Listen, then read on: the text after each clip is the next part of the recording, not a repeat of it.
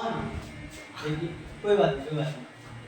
देखिए आज हम लोग पुष्प की संरचना पढ़ेंगे जो कि कक्षा 10 का वेरी इंपॉर्टेंट चैप्टर से मानव जन्म से है, जो कि पुष्प की संरचना है वो हम लोग पूरा बढ़िया बेसिक से देखते हैं, इसको कैसे समझते हैं पूरा। देखिए एक पुष्प की संरचना हम लोग बनाएंगे। ये पुष्प है, ठीक है, ये पुष्प है।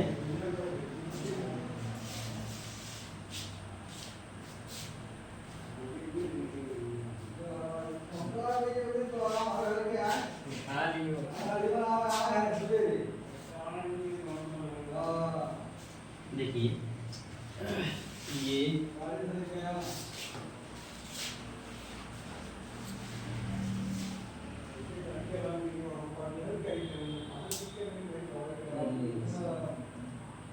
ये एक पुष्प की संरचना है बच्चा। इसका हम लोग नामकरण करेंगे और इसके बेसिक पॉइंट को सबसे पहले समझ लेते हैं ना। तो आइए समझते हैं धीरे धीरे करके। ये पुष्प की संरचना है, ये है एक वाह्यदल, वाह्यदल, और ये है दल, ठीक है। ये पूरी की पूरी संरचना कहलाती है पुंकेसर, पुंकेसर कहलाती है। और ये जो संरचना आपको दिख रही है ये वाली, ये है बच्चा स्त्री केसर, ठीक है, स्त्री केसर, ठीक। ये पुंकेसर और ये स्त्री केसर। तो अब से पहला प्रश्न यही बनता है कि आगे आपसे पूछा जा रहा है कि पुष्प के कितने चक्र होते हैं। तो पुष्प के 4 चक्र होते हैं। कौन कौन से? वाह्यदल, दल, पुंकेसर और स्त्री केसर। कितने चक्र होते हैं? वाह्यदल, दल, पुंकेसर और स्त्री केसर। इसमें से हम लोग बात कर लेते हैं। ये पुष्प का नर भाग होता है, ये पुष्प का नर भाग है, और ये पुष्प का मादा भाग है, ठीक है, मादा भाग। तो आपसे प्रश्न पूछा जा सकता है, आप देखिए पूछा जाएगा कि बताइए पुष्प का नर भाग कौन सा है? तो पुंकेसर। पुष्प का मादा भाग कौन सा है? तो स्त्री केसर। अब हम लोग बात करेंगे कि पुष्प के कितने चक्र होते हैं। तो पुष्प के 4 चक्र होते हैं, 1 2 3 4। मतलब वाह्यदल, दल, पुंकेसर और स्त्री केसर। इसमें हम लोग बात करेंगे कि कितने सहायक चक्र होते हैं, कितने आवश्यक चक्र होते हैं। तो इसमें 2 होते हैं आवश्यक चक्र, आवश्यक चक्र, 2 आवश्यक चक्र होते हैं। कौन कौन से? तो पुंकेसर और स्त्री केसर, पुंकेसर, पुंकेसर और स्त्री केसर। पुंकेसर और स्त्री केसर 2 आवश्यक चक्र हैं और 2 होते हैं सहायक चक्र, ठीक है। 2 होते हैं सहायक चक्र, ठीक है।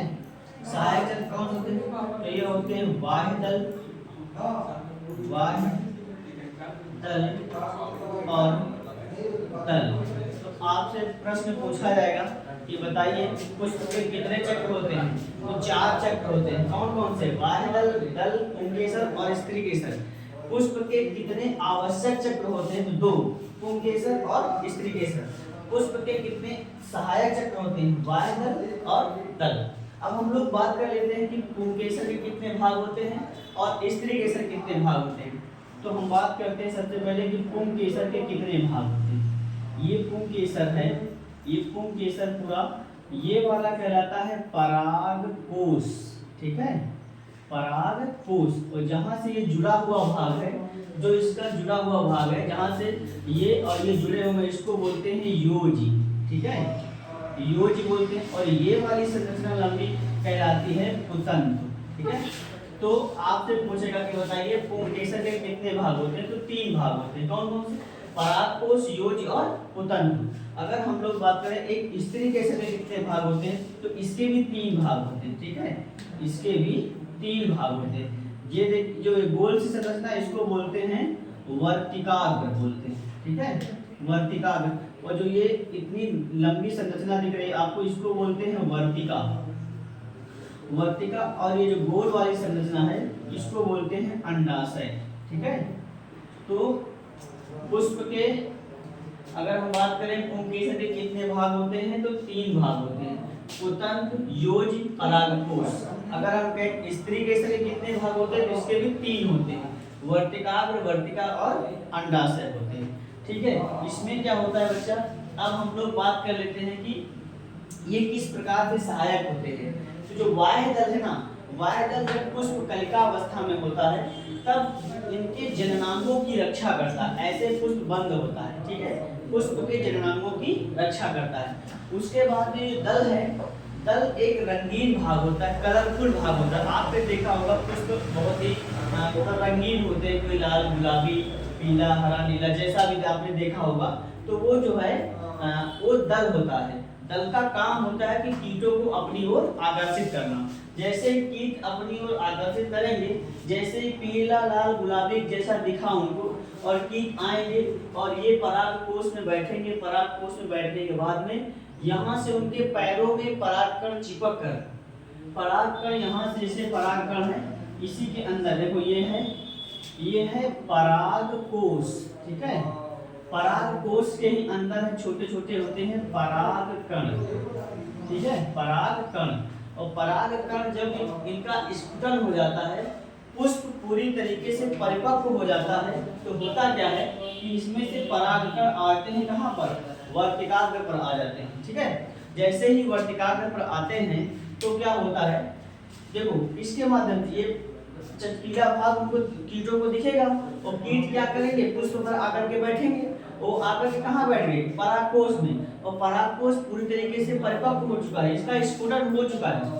जैसे यहाँ पर बैठेंगे और यहाँ पर एक चिपचिपा पदार्थ होता है जिसको बोलते हैं मकरंद। उस मकरंद को चूसने के लिए कीट आते हैं, जैसे मधुमक्खियाँ होती हैं, वो आती हर पुष्प पर बैठती हैं। तो यहाँ पर आकर के वो बैठेंगी और उनके पैरों में आकर के परागकण चिपक करके कहाँ जाएंगे, वर्तिकाग्र पर। और जैसे ही वर्तिकाग्र पर आएंगे तो इसमें क्या होगा, पुष्प का निषेचन हो जाएगा और कीटों को अपना मकरंद मिल जाएगा।